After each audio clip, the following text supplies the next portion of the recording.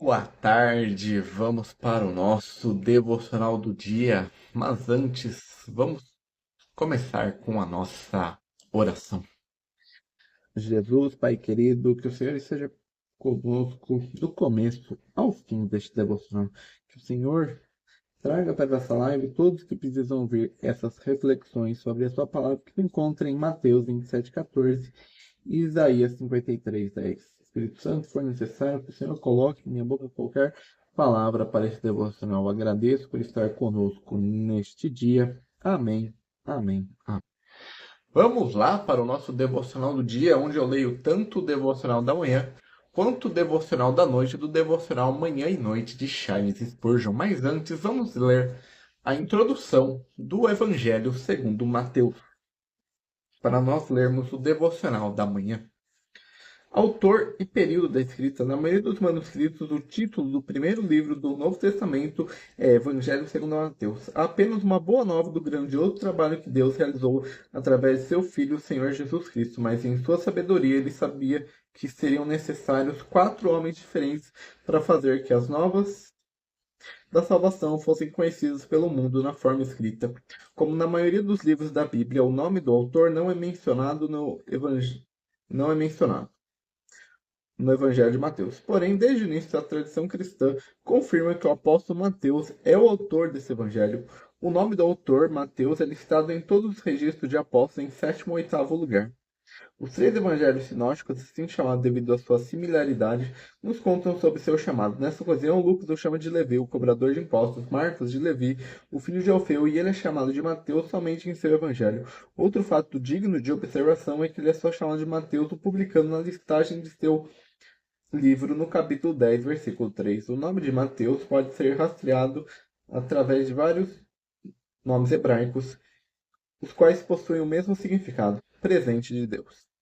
O Evangelho não contém qualquer detalhe sobre o tempo exato escrito, portanto, suas opiniões em relação a isso variam consideravelmente. Enquanto alguns pesquisadores acreditam que o Evangelho foi escrito após a destruição de Jerusalém, em 70 d.C., outros acreditam que não há fatos que corroboram com isto, e eles o datam entre 60 e 70 d.C. O pai da igreja, Irineu, sugeriu que o Evangelho de Mateus foi escrito entre 61 e 66 d.C.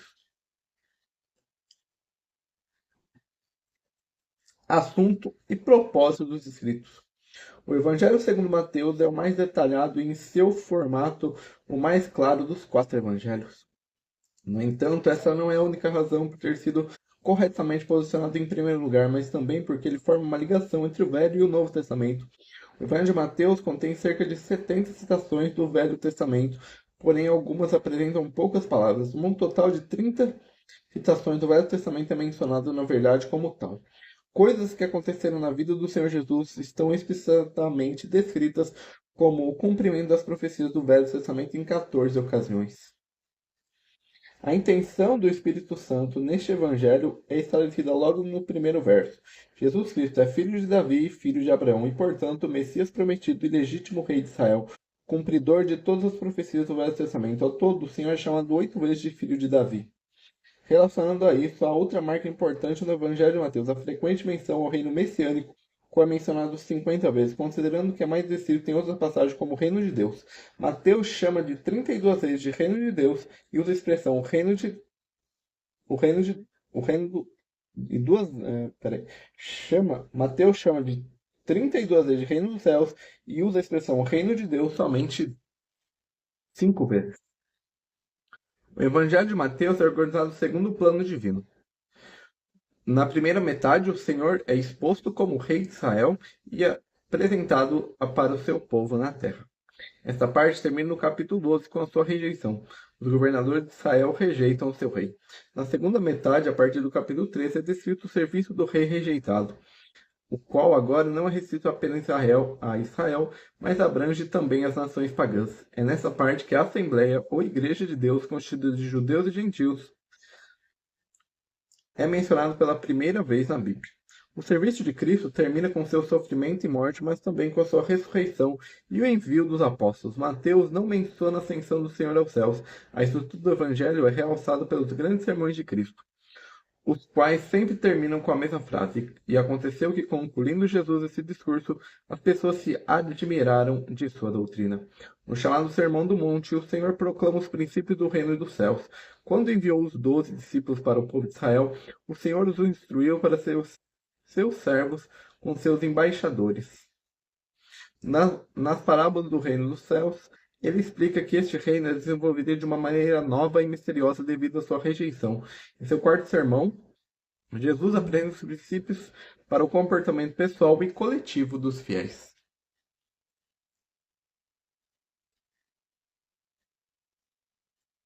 Em seu último grande sermão sobre os tempos finais, o Senhor explica aos discípulos o destino de Israel, da cristandade e das nações, naqueles tempos até sua aparição em glória. Peculiaridades do Reino dos Céus. O Reino dos Céus descreve o seu reinado sobre o mundo através do homem apontado por ele para seu propósito. Cristo Jesus. Os judeus estavam esperando este reino como a liberação do jugo dos romanos. Portanto, o Evangelho de Mateus usa a expressão Reino dos Céus 32 vezes, a fim de enfatizar que o início desse reinado, desse poder, é no céu e não na terra.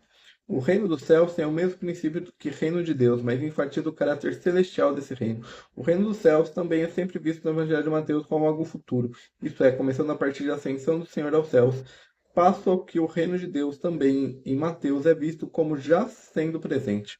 Muitas parábolas, as quais são usadas por Marcos e Mateus para explicar o reino de Deus, carregam o título de reino dos céus em Mateus. Mateus menciona o reino dos céus no total de 10 parábolas: o trigo e o joio, o grão de mostarda, o fermento, o tesouro no campo, a pérola de grande preço, a rede de pesca, o servo perverso, trabalhadores na vinha, as bodas do cordeiro e as 10 virgens. Assembleia, no grego, eclésia. O Evangelho de Mateus é o único na qual a Assembleia, igreja do Novo Testamento, é mencionado. Ele anunciou a fundação e a construção de sua Assembleia, na qual ele mesmo, apenas após o Messias ter sido rejeitado por seu povo na terra. A igreja começou no dia de Pentecoste, em Atos 2, e consiste em todo crente da dispensação da graça. Ela será levada para o Pai no céu pelo próprio Senhor antes do julgamento do final dos tempos, a fim de estar com ele em sua glória por toda a eternidade. Mateus 18, versículo 15 ao 20, o Senhor falou para a igreja local, ou seja, para aqueles que se reuniam em qualquer lugar, com ajuntamento em todas as questões sobre ordem e disciplina. O Senhor conferiu à Assembleia local a mais alta autoridade na terra, porque ele mesmo está no meio daqueles reunidos em seu nome. A Assembleia não havia sido revelada no Velho Testamento, ela pertence ao mistério de Deus, a qual é apenas revelado no Novo Testamento, após o Filho de Deus ter completado o trabalho de redenção e o Espírito Santo ter descido para viver nos crentes. Conteúdo: uma visão geral de envelhecer sobre o capítulo 27, a condenação, a crucificação e o sepultamento de Jesus. E essa é a introdução do Evangelho segundo Mateus da Bíblia Spurgeon.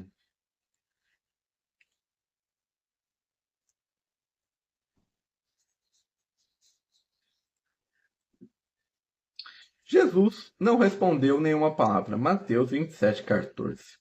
Ele nunca se calou quando era para abençoar os filhos dos homens, mas não disse uma única palavra a favor de si mesmo. Jamais alguém falou como este homem, e nunca um homem silenciou como ele. Esse silêncio singular foi um indício de seu perfeito autossacrifício. Isso mostrou que ele não pronunciaria uma palavra para evitar o massacre de sua pessoa sagrada, que ele havia se dedicado como uma oferta por nós. Teria ele se rendido tão inteiramente que não interferiria por si próprio, nem no mínimo grau, deixando-se ser preso e morto por uma vítima resignada e sem resistência? Esse silêncio foi um tipo de vulnerabilidade do pecado? Não pode ser dito como paliativo ou pretexto da culpa humana, e, portanto, aquele que suportou todo o seu peso se manteve em silêncio perante seu juízo. O silêncio paciente não é a melhor resposta a um mundo contraditório? A tolerância calma responde perguntas mais conclusivas do que a eloquência mais arrogante. Os melhores apologetas do cristianismo nos primeiros séculos foram seus mártires. A bigorna quebra muitos martelos, aguentando tranquilamente seus golpes. O Cordeiro de Deus silencioso não nos forneceu um grande exemplo de sabedoria, onde cada palavra era motivo de uma nova blasfêmia? Era uma questão de dever, não fornecer mais combustível para a chama do pecado. O ambíguo e falso, o indigno e o maldoso, dentro de em breve derrubarão e confortarão a si mesmo, e portanto a verdade, e pode-se dar ao luxo de silenciar, descobrir que o silêncio pode ser sua sabedoria. Evidentemente, nosso Senhor, com seu silêncio, proporcionou um notável cumprimento da profecia. Uma longa defesa de si mesmo teria sido contraditória à previsão de Isaías.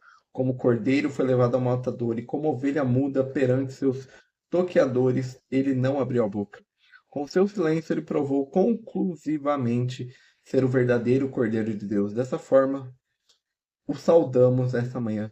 Sê como Jesus, e no silêncio de nosso coração, permita-nos ouvir a voz de teu amor. Então, silêncio é importante.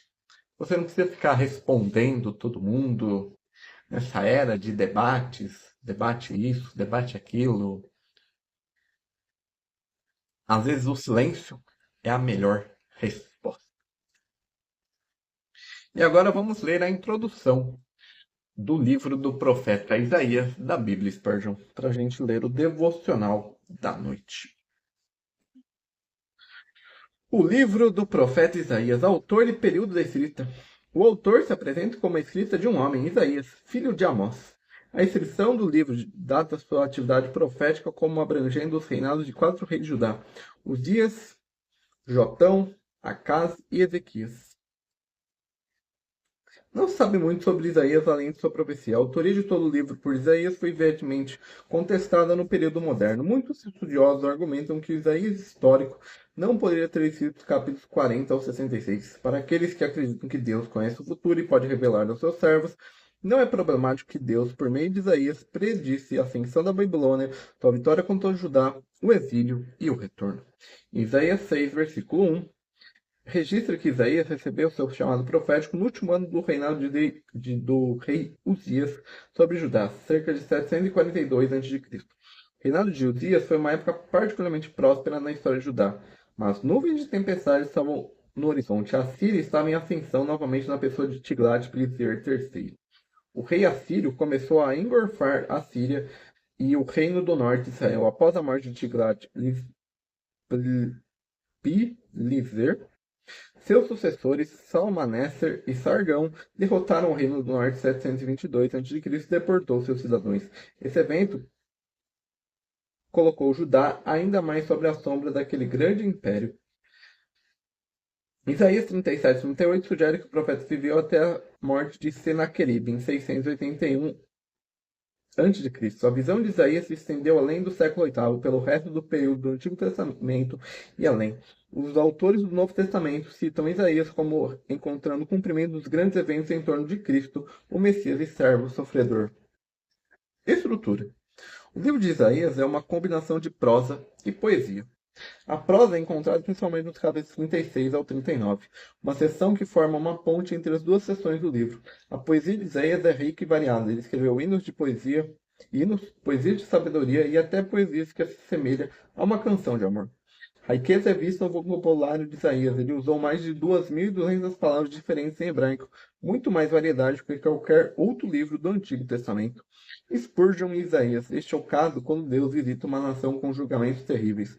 Quando os judeus foram levados cativos para a Babilônia, os grandes homens da terra foram acorrentados e tratados como escravos comuns. E quanto eles marchavam pelo deserto fatigado, o ferro penetrava em suas almas, e então a elevação de seu espírito foi abatida, e o orgulho do rei que ria do profeta foi abatido. Deus tem maneiras maravilhosas de fazer as pessoas sentirem que são apenas pó. Mas quando nada mais puder servir a sua vez, ele varrerá dinastias inteiras, como alguém remove um formigueiro quando este se torna um incômodo. Uma das maiores obras da graça no coração é humilhar o nosso orgulho. Nossa vida deriva de todas as formas de todas as suas forças de Deus. E se ele se digna a nos tornar fortes, nós não podemos ser enfraquecidos por todas as maquinações do adversário. E essa é a introdução do livro do profeta Isaías, da Bíblia Spurgeon. E agora vamos ler o nosso devocional da noite. Verá a sua postura e prolongará os seus dias, e a vontade do Senhor prosperará em suas mãos. Isaías 53:10. pleiteamos o rápido cumprimento dessa promessa. Todos nós que amamos o Senhor, é fácil orar quando estamos firmados e fundamentados, quando os nossos desejos sobre a promessa do próprio Deus, como Ele que deu Sua palavra, pode se recusar a mantê-la. A veracidade imutável não pode se rebaixar para uma mentira, e a fidelidade eterna não pode ser degradada pela negligência. Deus deve abençoar seu filho, sua aliança, e obriga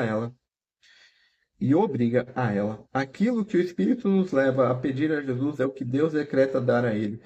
Sempre que estiver orando pelo reino de Cristo, que seus olhos contemplem o amanhecer do dia abençoado que está próximo, quando o crucificado receberá sua coroação no lugar onde os homens os rejeitaram.